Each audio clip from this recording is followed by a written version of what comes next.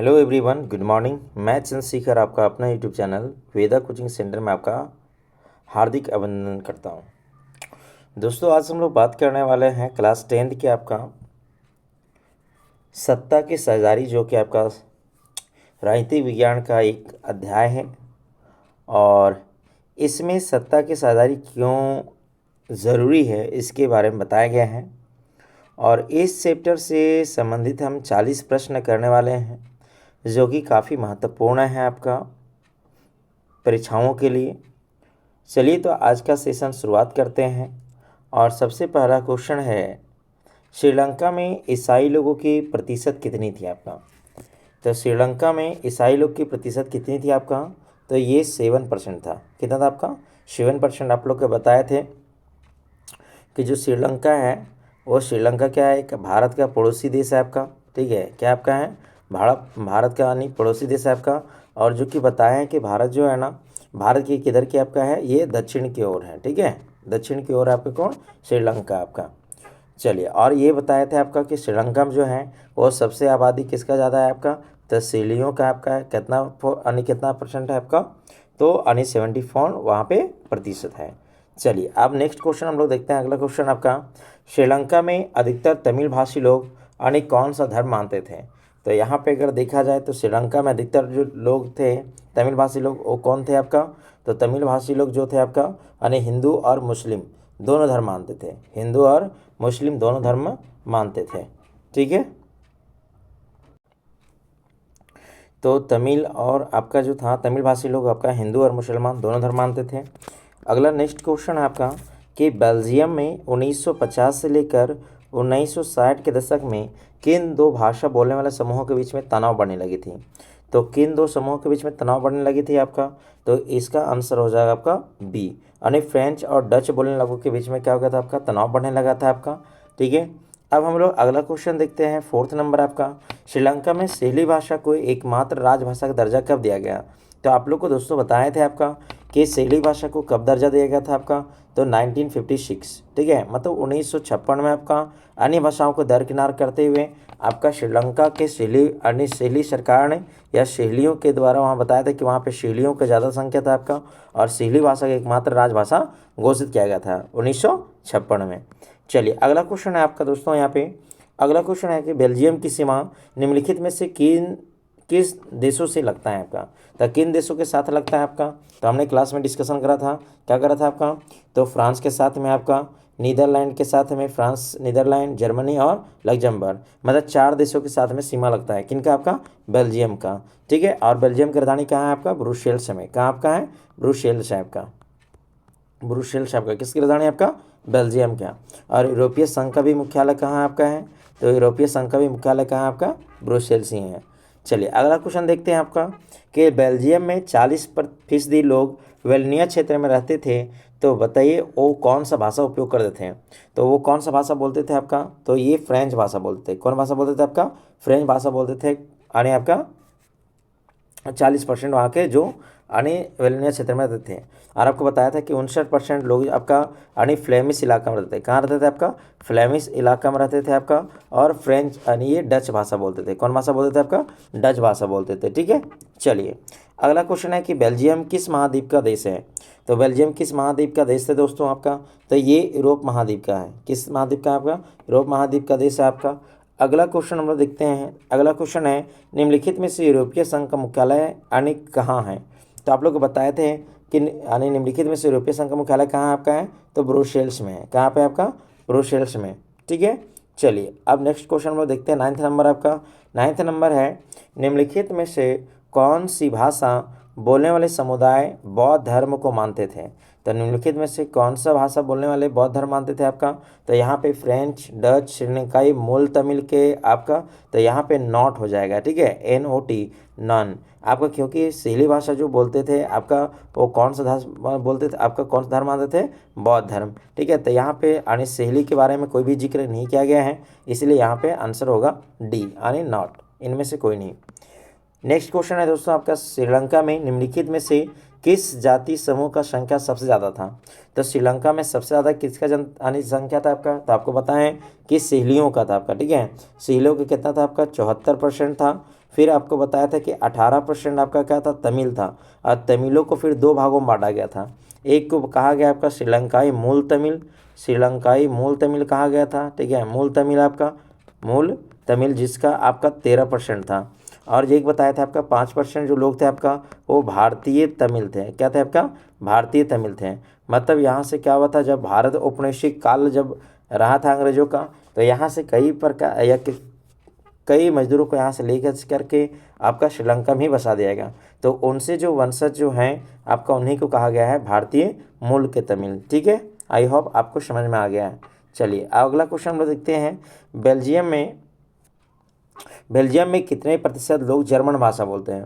तो बेल्जियम में कितने प्रतिशत जो लोग हैं वो जर्मन भाषा का प्रयोग करते हैं आपका, तो मात्र 1%। कितने प्रतिशत आपका, मात्र 1% जो लोग हैं वो जर्मन भाषा बोलते हैं आपका। चलिए अगला क्वेश्चन हम लोग देखते हैं। अगला क्वेश्चन है, निम्नलिखित में से किस दशक तक उत्तरी पूर्वी श्रीलंका में स्वतंत्र तमिल इलम बनाने की मांग को लेकर अनेक राजनीतिक संगठन बनने लगे थे। तो अनेक संगठन कब बनने लगे थे आपका, तो 1980 में, मतलब 1980 में अलग अलग जगह यानी इलम का मांग करने लगा था। और इलम को दोस्तों अगर बता दें शाब्दिक अर्थ क्या होता है आपका, तो इलम का अर्थ होता है सरकार। चलिए ठीक है, अब अगला हम लोग क्वेश्चन देखते हैं। अगला क्वेश्चन है आपसे, अगला क्वेश्चन है, निम्नलिखित में से किस देश में गृह युद्ध से मुल्क में सामाजिक, आर्थिक और सांस्कृतिक जीवन में काफ़ी परेशानी आनी पैदा हुई थी। तो किस में आपका गृह युद्ध फैला था आपका, तो दोस्तों आपको बताया था कि यहाँ पे श्रीलंका में। और श्रीलंका में गृह युद्ध का आपका शुरुआत कब हुआ था, 1980 में। और ये ख़त्म कब हुआ था, तो 2009 में, ठीक है। चलिए अगला क्वेश्चन हम लोग देखते हैं। अगला क्वेश्चन ये है आपका, किस देश के संविधान में 1970 से लेकर 1993 तक वहाँ के संविधान में 4 बार संशोधन किया गया।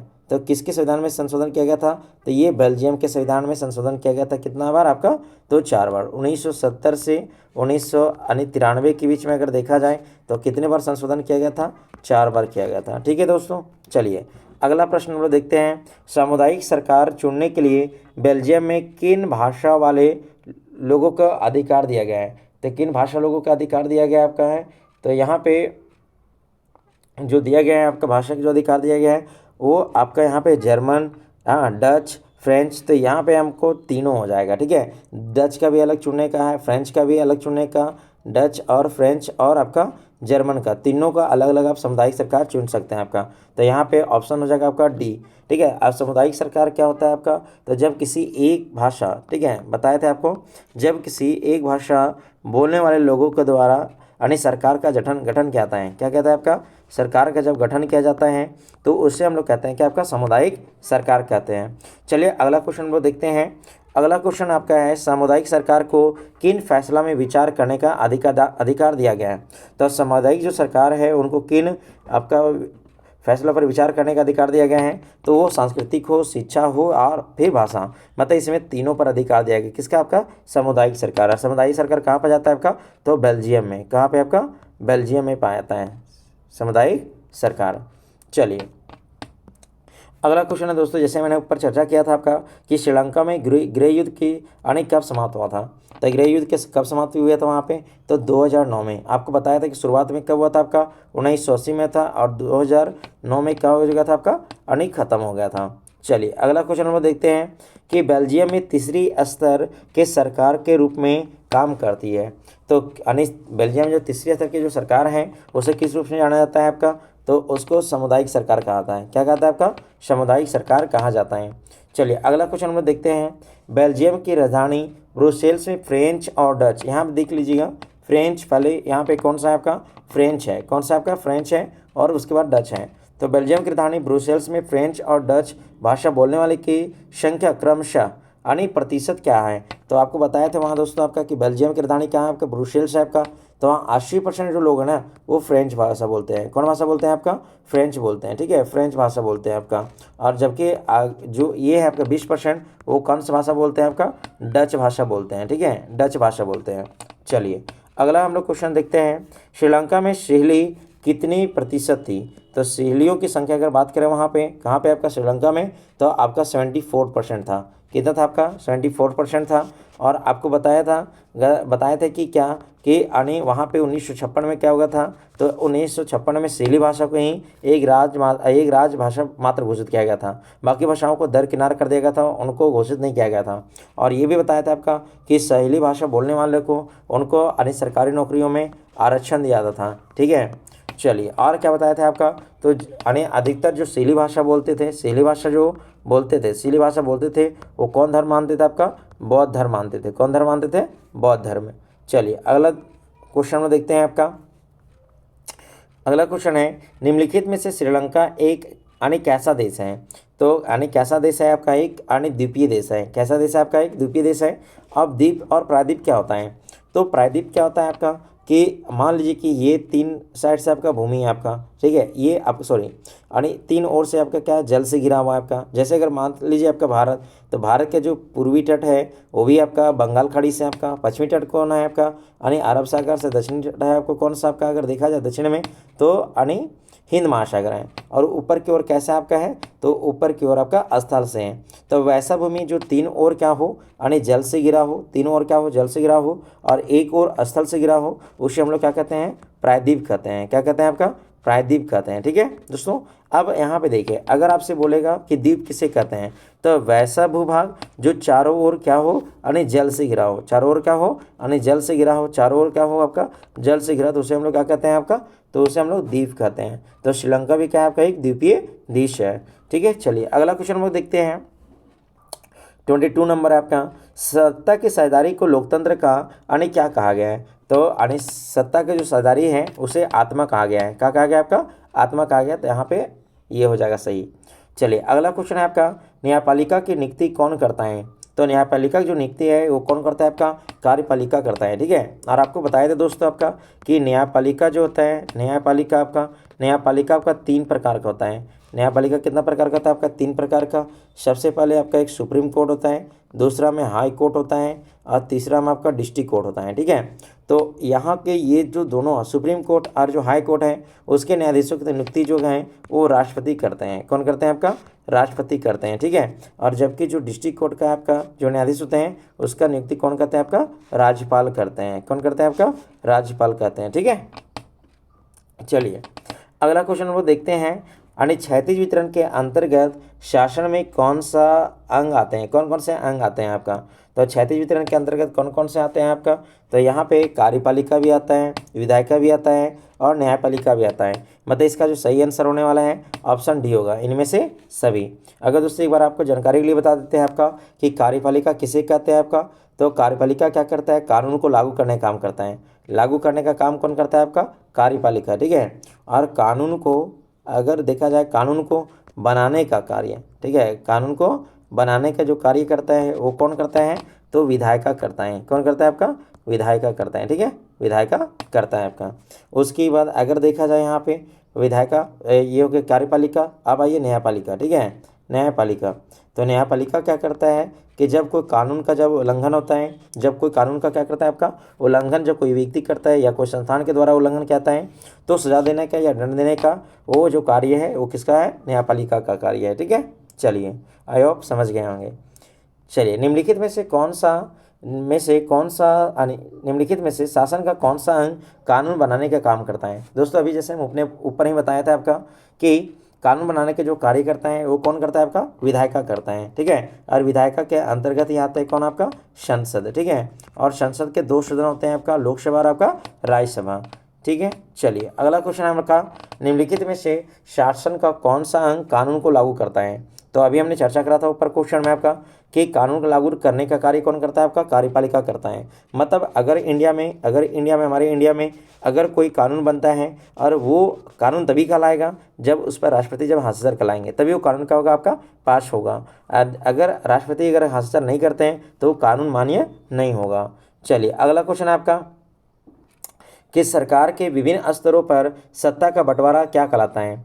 तो सरकार के विभिन्न स्तरों पर सत्ता का बंटवारा क्या कहलाता है आपका, तो ये आपका कहलाता है आपका ऊर्ध्वाधर वितरण। क्या होता है आपका, ऊर्ध्वाधर वितरण कहलाता है। ठीक है, विभिन्न स्तर पर बटे रहते हैं आपका।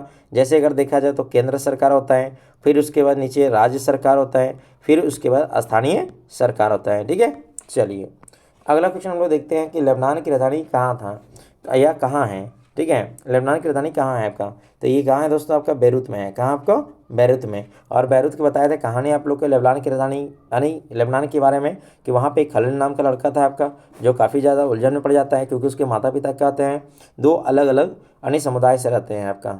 ठीक है, चलिए अगला क्वेश्चन आपका देखो, यहाँ पे क्वेश्चन वही आ गया आपका सेम कि अनी खलील की जो माँ है वो कौन सी मुसलमान थी। तो कौन सी मुसलमान थी दोस्तों आपका, तो वो सुन्नी मुसलमान थी। मुसलमान भी दो प्रकार के होते हैं, एक शिया होते हैं और दूसरा सुन्नी मुसलमान होते हैं। चलिए अगला क्वेश्चन है आपका कि जब लाभ और हानि के सावधानीपूर्वक हिसाब लगाकर जब कोई भी फैसला लिया जाता है तो उसे क्या कहलाता है, उसे युक्ति परक कहते हैं। क्या कहते हैं आपका, उसको युक्ति परक कहते हैं। ठीक है, इसका सही आंसर हो जाएगा युक्ति परक। चलिए अगला क्वेश्चन आपका 31 नंबर आपका 31 नंबर क्वेश्चन ये है आपका कि इलम शब्द का शाब्दिक अर्थ क्या है। तो इलम शब्द का शाब्दिक अर्थ क्या है आपका, तो इलम के शब्द का है अर्थ आपका सरकार। क्या होता है दोस्तों, आपका सरकार होता है इसका शाब्दिक अर्थ। चलिए अगला क्वेश्चन हम लोग देखते हैं आपका कि अगला क्वेश्चन है कि बेल्जियम को आज़ाद कब मिली थी, बेल्जियम को आज़ादी कब मिली थी। तो 4 अक्टूबर 1830 में मिली थी। कब मिली थी आपका, 4 अक्टूबर 1830 को मिली थी। किसको आज़ादी, आपका बेल्जियम को। चलिए अगला क्वेश्चन हम लोग देखते हैं आपका कि श्रीलंका कब आज़ाद हुआ था। तो श्रीलंका कब आज़ाद हुआ था आपका 1948 में, 1948 में। और हमारा जो भारत आज़ाद हुआ है वो 15 अगस्त को आज़ाद हुआ है, 15 अगस्त 1947 को। ठीक है, और अगर देखा जाए वहाँ पे पाकिस्तान, ठीक है, पाकिस्तान जो आज़ाद हुआ है आपका वो कब हुआ था आपका, तो 14 अगस्त आपका 1947। ठीक है, और अगर यहाँ पे देखा जाए आपका कौन, श्रीलंका, तो श्रीलंका आपका 1948 में आज़ाद हुआ था। ठीक है, 1948 में। चलिए अगला क्वेश्चन आपका है कि अल्पसंख्यक फ्रेंच भाषी लोग तुलनात्मक रूप से यानी ज़्यादा समृद्ध थे। ठीक है, तो ये बता रहे हैं आपका दोस्तों आपका कि बताए थे आपका कि वहाँ पे जो फ्रेंच लोग थे आपका, हाँ फ्रेंच भाषी जो लोग थे आपका तुलनात्मक रूप से क्या थे आपका, ज़्यादा समृद्ध थे। किससे, आपका डच से। आपका किससे थे, आपका डच से। लेकिन यहाँ पे अगर जर्मन भी दे दिया तो दोनों से आपका तुलनात्मक रूप से ज़्यादा हो जाएंगे। लेकिन अगर मैंने अगर यहाँ पे दोनों में अगर ऑप्शन रहेगा एक, तो आपका डच को सही करना है। ठीक है, लेकिन फिर भी यहाँ पे दोनों दिए आपका, जर्मन से भी तुलनात्मक रूप से समृद्ध था आपका और डच से भी था। तो यहाँ पे ऑप्शन आपका सी हो जाएगा। ठीक है, यानी दोनों हो जाएगा। लेकिन यहाँ पे अगर जर्मन नहीं दिया रहेगा तो सिर्फ डच हो जाएगा। ठीक है, चलिए अगला क्वेश्चन हम लोग देखते हैं आपका श्रीलंका की आबादी लगभग कितनी करोड़ थी आपका। तो श्रीलंका की आबादी लगभग कितनी थी आपका, तो ये 2 करोड़ थी। कितनी थी आपका, ये 2 करोड़ थी। ठीक है, चलिए अगला क्वेश्चन हम लोग देखते हैं। अगला क्वेश्चन है कि श्रीलंका में गृह युद्ध कब शुरू हुई थी। तो श्रीलंका अगर बात करें आपका गृह युद्ध कब हुई थी आपका, तो श्रीलंका में गृह युद्ध आपका 1980 में हुआ था। ठीक है, 1980 में हुआ था क्या आपका गृह युद्ध। ठीक है, तो यहाँ पे 1980 सही हो जाएगा आपका। चलिए ऑप्शन आपका सी। अगला क्वेश्चन है दोस्तों आपका, अगला क्वेश्चन है आपका कि श्रीलंका में ईसाई लोग कौन सी भाषा बोलते थे। तो जो श्रीलंका में जो ईसाई लोग थे आपको बताए थे कि श्रीलंका में कितना था ईसाई लोग का परसेंट आपका, तो 7%। सबसे पहला क्वेश्चन यही था आपका कि अरे कितना परसेंट लोग ईसाई थे आपका श्रीलंका में, तो कितना परसेंट थे आपका, 7% थे आपका। और ये कौन सा भाषा बोलते थे आपका, तो ये आपका सिहली और तमिल। ठीक है, सिहली और तमिल ये दोनों भाषा बोलते थे। ठीक है, इसका ऑप्शन क्या हो जाएगा आपका डी सही हो जाएगा। चलिए अगला क्वेश्चन देखते हैं आपका कि श्रीलंका में तमिल कितने समूह में बटे थे आपका। तो श्रीलंका में जो तमिल यानी जो तमिल थे आपका वो 2 भागों में बटे थे। कितने भागों में बटे थे आपका, 2 भागों में बटे थे। एक तो बताए थे यानी श्रीलंका जो तमिल थे आपको 2 भागों में, एक तो बताए थे श्रीलंकाई मूल तमिल। ठीक है, श्रीलंकाई मूल तमिल, श्रीलंकाई मूल तमिल बताए थे आपका। ठीक है, मूल तमिल जो कि बताया था कि 13%। अगर तमिल वहाँ बात करेगा आपका कि तमिल कितना परसेंट था टोटल, तो 18%। और 18% में भी तमिल 2 प्रकार के था। तमिल क्या था आपका, 2 प्रकार के था। ठीक है, 18% में भी। तो एक तो बता दिया आपका कि कौन था आपका, ये श्रीलंकाई मूल तमिल था। कितना आपका 13%। ठीक है, और बाकी जो बचा 5% वो भारतीय मूल तमिल था आपका। ठीक है, तो यहाँ पे अगर ऑप्शन क्या पूछ रहा है आपका, सिर्फ क्वेश्चन ये पूछ रहा है आपका कि निम्नलिखित में से तमिल कितने समूह में बटे हुए थे आपका, तो यहाँ पे 2 हो जाएगा सही। क्या हो जाएगा आपका 2। चलिए अगला क्वेश्चन आपका है कि हमारे देश के तुलना में, यहाँ क्वेश्चन थोड़ा सुधार लीजिएगा आपका। हाँ, हमारे देश के तुलना में आर्थिक विकास, शिक्षा और स्वास्थ्य के मामले में सबसे अच्छा रिकॉर्ड किसका रहा है।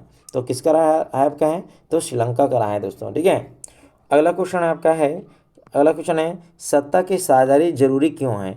तो सत्ता की साझेदारी जरूरी क्यों है आपका, तो इसमें क्या होता है, सामुदायिक भागीदारी के लिए होता है आपका, सत्ता के बंटवारे के लिए होता है आपका, शाखा को अलग करने के लिए होता है आपका, या टकराव को कम करने के लिए होता है। तो टकराव को कम करने के लिए होता है। ठीक है, चलिए यहाँ पे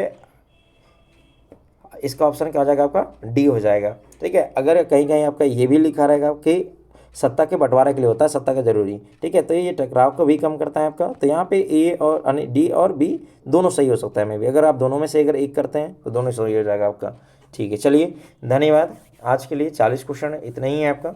और आप कितना क्वेश्चन कर पा रहे हैं आप कमेंट बॉक्स में ज़रूर इसका जवाब दें। अगर किसी प्रकार से कोई क्वेश्चन में अगर त्रुटि अगर हुई है तो कमेंट बॉक्स में इसका रिप्लाई ज़रूर करें ताकि हम उसको सुधार सकें नेक्स्ट वीडियो में। चलिए तब तक के लिए धन्यवाद एंड बाय।